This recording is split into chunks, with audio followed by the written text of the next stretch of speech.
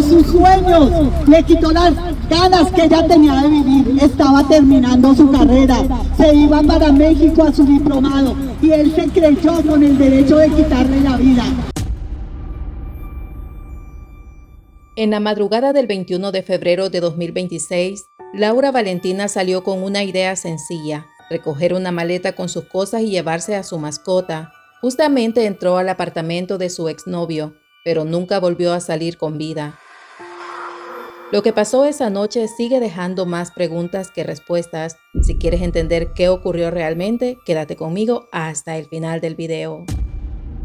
Laura Valentina Lozano tenía 21 años para el momento de los hechos. Vivía con su madre en Bogotá y estudiaba el 8º semestre de Ciencias Políticas en la Unicervantes. Tenía planes claros como terminar su carrera para luego hacer un diplomado en México. Pero su historia no se quedaba solo en los estudios. Desde los 4 años encontró en el patinaje algo más que un deporte. Junto a su mamá, Nancy, ayudaba a formar a otros niños en una escuela de patinaje, un espacio donde el deporte cambiaba vidas. Con este trabajo, Laura Valentina costeaba su propia carrera desde los 13 años. Daba clases, entrenaba y estudiaba al mismo tiempo. Laura Valentina mantenía una relación de noviazgo con un hombre llamado José David López Celis. Según Nancy, la madre de Laura Valentina, la relación estaba marcada por un fuerte control por parte de él. Al principio, José David se mostraba como un hombre atento, incluso caballeroso. Cuando Laura se enfermaba, él le enviaba medicinas. También le mandaba comida a altas horas de la noche. Detalles que hacían que desde afuera pareciera alguien preocupado por su novia. Pero con el tiempo, Nancy empezó a notar otra cara de esa actitud. Lo que parecía cuidado en realidad se sentía como control. José David quería saber en todo momento dónde estaba Laura, qué hacía y con quién estaba. Era celoso, insistente y poco a poco ese comportamiento fue dejando de verse como atención y empezó a sentirse como una forma de control sobre su vida. Todo esto llevó a que la relación finalmente terminara. Después de la ruptura, Laura Valentina incluso comenzó un proceso de terapia psicológica. Según su madre, para ella no fue fácil alejarse de José David. Lo amaba y en su momento llegó a pensar que no iba a poder salir adelante sin él. Aún así, Laura siguió con su vida, retomó su rutina, sus estudios y su trabajo, enfocada en salir adelante y crecer en todos los aspectos de su vida. Poco a poco lo estaba logrando. Meses antes, Laura Valentina había rescatado una perrita que estaba en situación de calle. Cuando terminó su relación con José David, decidió llevársela consigo, pero con el tiempo le fue difícil seguir cuidándola.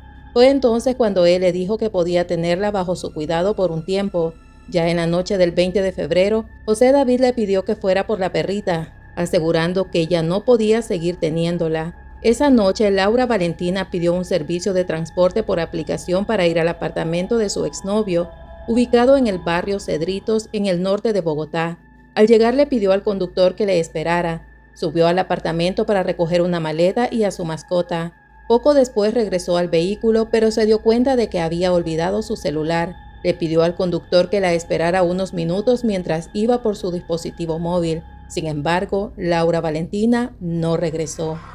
El conductor permaneció en el lugar cuidando a la perrita y en medio de la espera escuchó fuertes gritos provenientes del tercer apartamento donde había ingresado la estudiante. Según su testimonio, un hombre gritaba que acababa de asesinar a Laura Valentina y al mismo tiempo amenazaba con lanzarse desde el balcón para acabar con su vida. La policía recibió una llamada en la que se alertaba sobre un hombre que aseguraba haberle quitado la vida a una mujer. Al mismo tiempo manifestaban que intentaba atentar contra la suya. Cuando las autoridades llegaron al lugar, ingresaron al apartamento y encontraron a Laura Valentina sin signos vitales. De acuerdo con el reporte inicial, la víctima no tenía marcas de haber sido violentada físicamente. En ese mismo momento, los oficiales lograron intervenir y evitar que el hombre se quitara la vida, procediendo a su captura para que enfrentara el proceso judicial correspondiente. Días después, el informe forense confirmó que Laura Valentina murió a causa de asfixia mecánica. Durante la inspección del lugar, los investigadores también hallaron un detalle que llamó la atención. El teléfono celular de la víctima había sido completamente destruido. Según Nancy, la madre de Laura, esto no habría sido un hecho casual, sino un intento de eliminar posibles llamadas o mensajes que la joven pudo haber recibido antes de su muerte. A pesar de que José David fue capturado en el momento de la escena y de que varios testigos afirmaron haberlo escuchado confesar el crimen a gritos desde la ventana, la decisión de la justicia dejó a muchos en shock, con una sensación difícil de asimilar. Durante la audiencia en la que se definiría si debía permanecer detenido, el juez tomó una decisión que pocos esperaban. El juez ordenó su libertad inmediata. ¿Usted por qué hizo eso? ¿Usted no tiene hijas? ¿Usted no tiene mamá? ¿A usted le gustaría, si su hija fuera la que estuviera ahí, a la que le hubiera pasado eso, usted hubiera dejado al asesino de su hija en libertad? Según el despacho, el señalado no presentaba un peligro para la sociedad. La decisión se sustentó en 3 puntos principales: que José David no tenía antecedentes penales, no utilizó un arma y desde la valoración judicial no existían indicios claros de riesgo de reincidencia. Sin embargo, para muchos esto no cerró el caso, porque mientras en los papeles no parece haber peligro, en la realidad queda una historia incompleta y una herida que sigue abierta. La respuesta de la comunidad no tardó en llegar. Amigos, alumnos de la escuela de patinaje y familiares salieron a las calles en el norte de Bogotá. La noche se llenó de velas encendidas como si cada luz quisiera decir lo que las palabras ya no alcanzaban. Entre lágrimas, el abrazo y consignas, el mensaje fue claro, repetido una y otra vez: la libertad del implicado no es una absolución, porque para quienes la conocían, para quienes compartieron con ella dentro y fuera de la pista, esto no es el final, es apenas una pausa incómoda, dolorosa. Y mientras el proceso sigue su curso, queda una pregunta flotando en el aire, difícil de ignorar. ¿Qué significa realmente la justicia?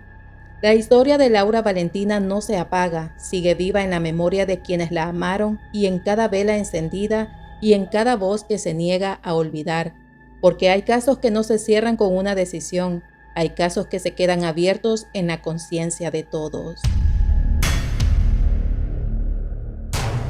El siguiente caso es el de Elizabeth Yulisa Guamani Vera, una mujer de 49 años de edad, que vivía junto a sus hijos en una vivienda ubicada en la zona de Fonavi, San Martín, esto en el distrito de San Juan Bautista, en la ciudad de Ica, Perú.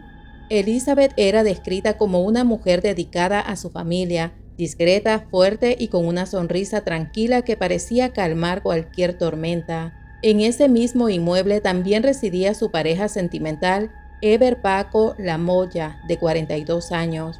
Durante la noche del 15 de marzo de 2026, vecinos escucharon gritos y una fuerte discusión proveniente de esa vivienda, algo extraño porque todos estaban acostumbrados a la rutina silenciosa del barrio, por lo que sintieron un fuerte escalofrío.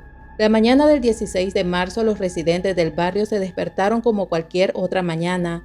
Madres preparaban el desayuno, niños caminaban apresurados hacia la escuela, mientras el sol comenzaba a rozar los techos de las casas. Los hijos de Elizabeth se despertaron asustados. Afuera nadie sabía lo que había ocurrido dentro de esas 4 paredes.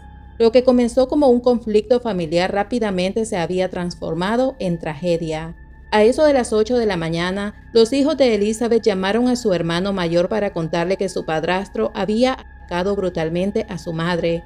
El joven llegó rápidamente al lugar y al ingresar encontró una escalofriante escena. Encontró a su madre y a su padrastro sin vida. A las 9:15 de la mañana, el hijo de Elizabeth, horrorizado, dio aviso a la policía tras encontrar la escalofriante escena. Cuando la policía llegó, el ambiente era pesado. Aquella vivienda que horas antes estaba llena de vida y risas, ahora olía a miedo, sangre y desesperación. Los agentes encontraron a Yulisa con signos de violencia sobre su cama, cubierta con sábanas y con manchas de sangre, con su rostro sereno pero marcado por el último acto de terror que había vivido.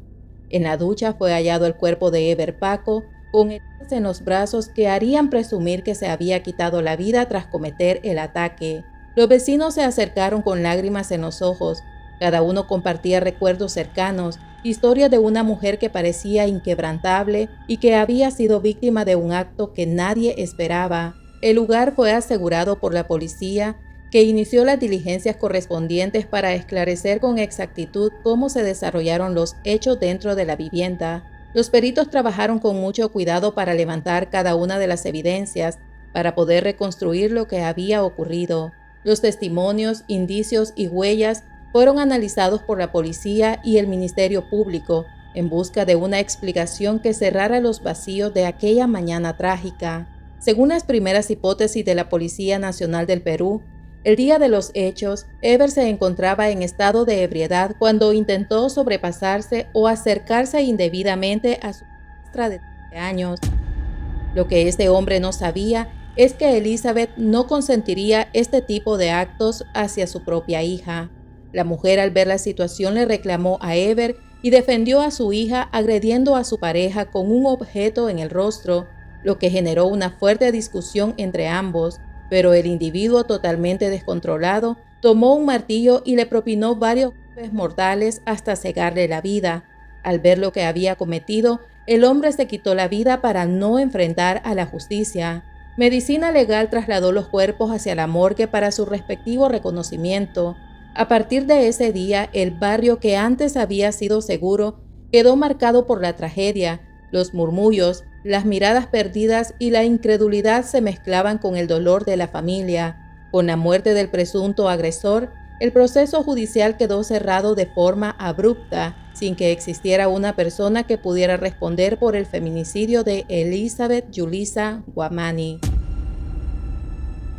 Y bueno, familia misteriosa, hemos llegado al final de estos dos impactantes casos. Recuerden que si desean apoyar mi trabajo lo pueden hacer dejando un like y compartiendo este video para llegar a otras personas que tienen tu mismo interés por estos temas. Estaré leyendo cada una de sus opiniones sobre estas lamentables historias. Espero que estén bien donde quiera que se encuentren. Nos vemos en una próxima historia de casos, crimen y misterio.